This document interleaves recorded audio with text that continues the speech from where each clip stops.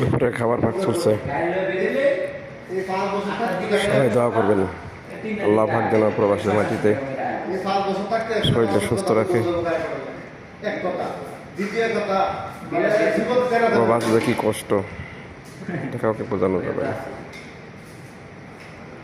যারা আছে তারাই করবে। এই যে বিদেশে বোঝা কিনে দেয় এই জন্য 5 বছর 7 বছর টাকা দেয় তো বই কি করবে? মাছ আলু চলতেছে, দোয়া রইল সবার জন্য।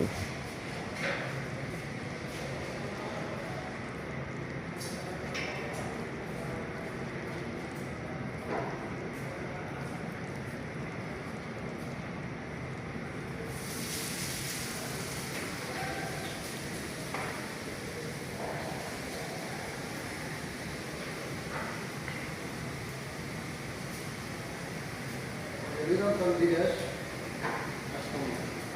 কি করবো সবাই তো আসে না আসে কেউ সবাই এসে বুঝে কি করবো